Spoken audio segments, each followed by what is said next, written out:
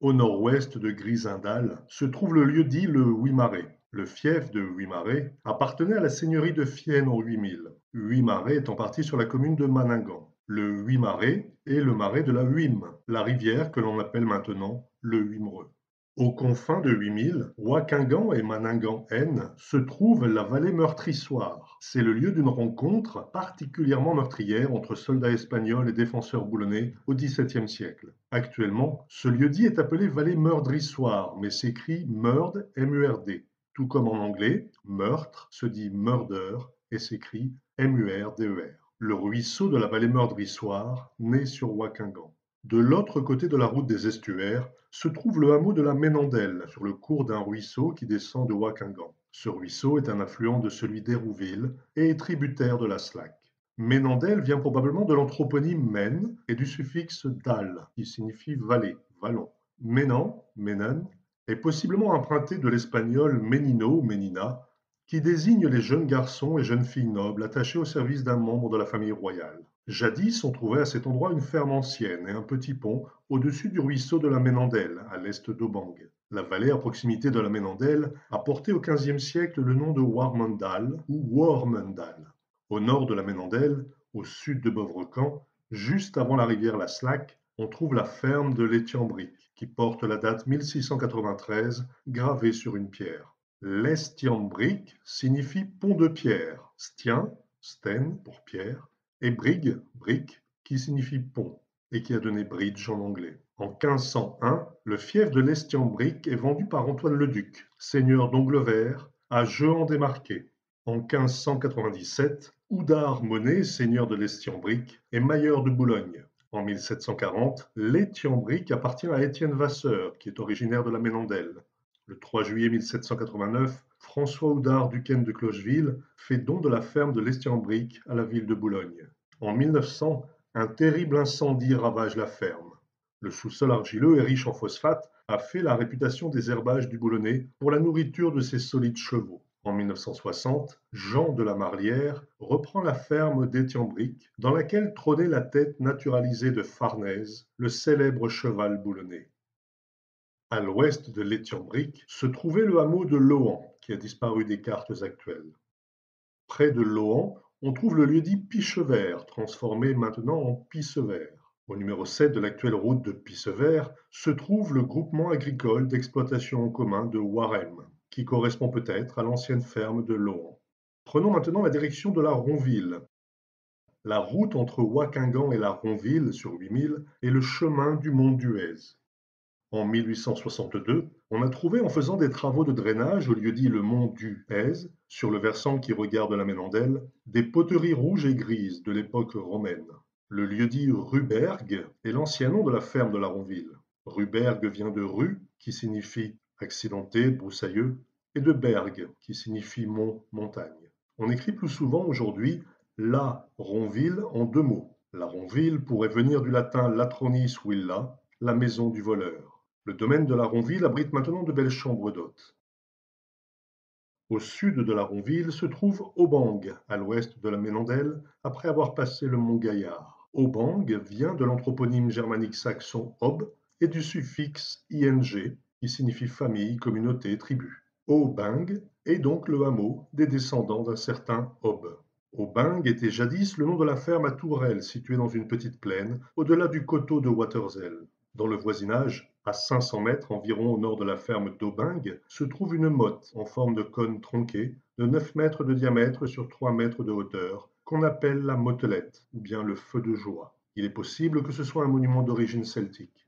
Deux haches en silex ont été trouvées un peu au sud d'Aubing, à la frontière avec Wimereux, au niveau du ravin des Cinq Cheminées. En 1310, Simon de Aubing est homme de fief de monseigneur Robert d'Arras, chevalier seigneur de Celles et de Bazingan. Guillaume de la Warenne, époux d'Ide de Renty, est seigneur d'Aubing en 1466. En 1504, Jacques de la Warenne, écuyer, seigneur de Bergues et Longueville, et seigneur de Aubing. Sa fille, Adrienne de la Warenne, épousa Jean de Senlis. Au XVIe siècle, le mot Aubing devient peu à peu Aubang.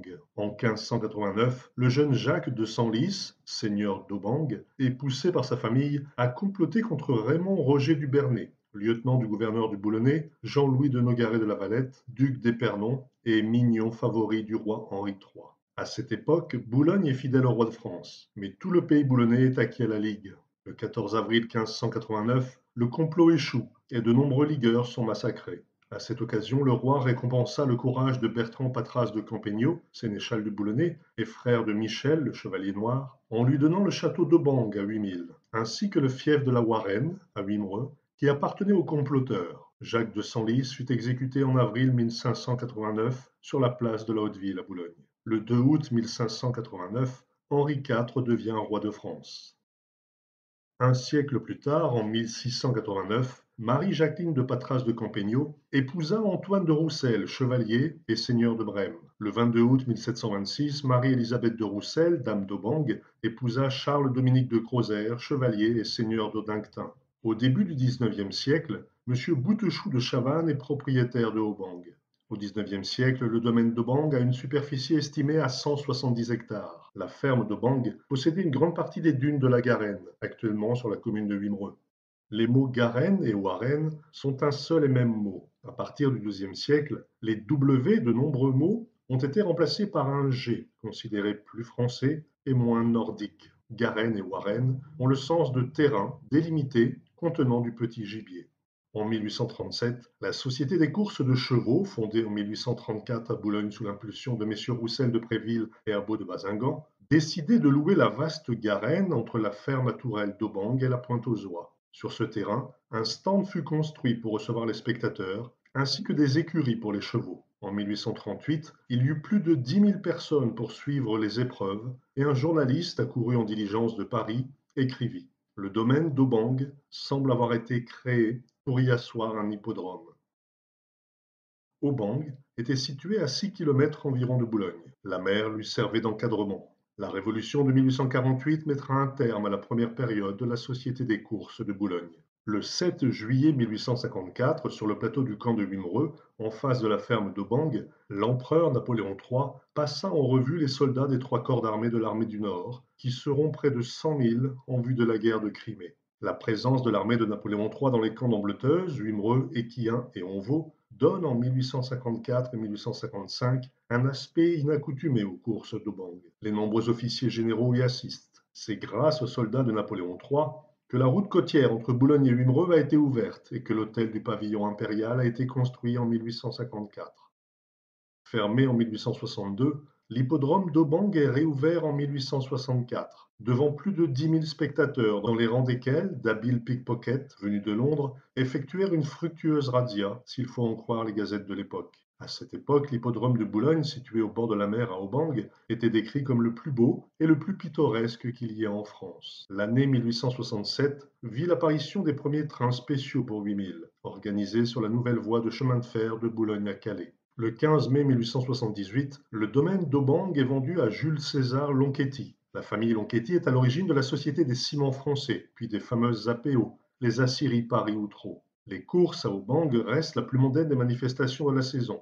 La reine de Naples, Marie-Sophie de Bavière, sœur cadette de l'impératrice Élisabeth d'Autriche, la fameuse Sissi, assiste aux courses en 1885 et y revient en 1887, accompagnée du roi des deux Siciles, François II.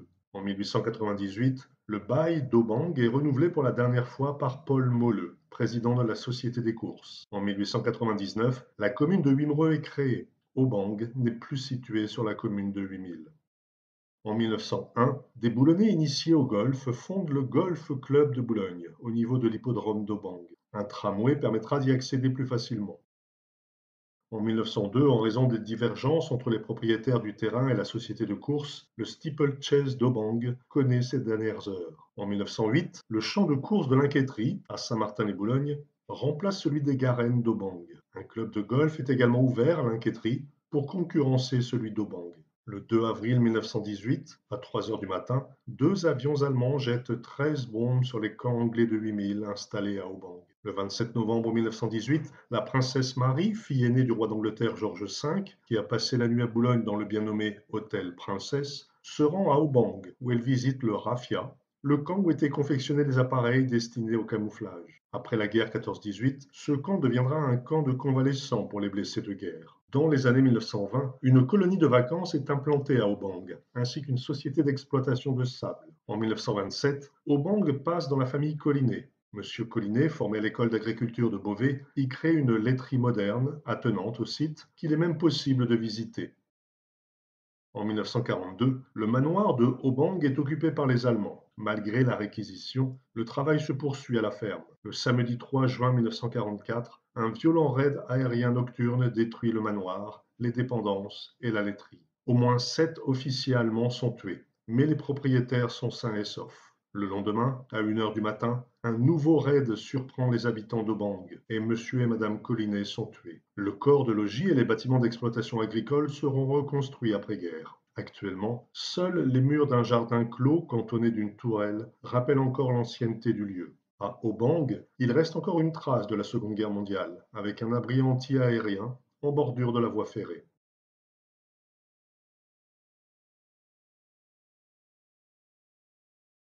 Le manoir fortifié de Obang a été construit en grès du Boulonnais, probablement au XVIIe siècle. Le bâtiment mesurait environ 19 mètres sur 14 mètres. La façade d'entrée offrait un corps de logis et 2 ailes. La fenêtre du milieu du premier étage était à croisée de pierre. Sur la tourelle, on pouvait voir une porte en plein cintre surmontée d'une archivolte en accolade, terminée par un motif au-dessus de sa clé. Cette porte a probablement été murée au XVIIIe siècle. Côté cour, un ancrage formé de 2 lettres C entrelacées rappelait l'appartenance aux Patras de Campegno qui ont restauré le manoir d'Aubang. L'ancrage en forme de flèche fleur-de-lysée et surtout l'imposant colombier avec un cordon de pierre anti-ras rappelait la noblesse de ces lieux.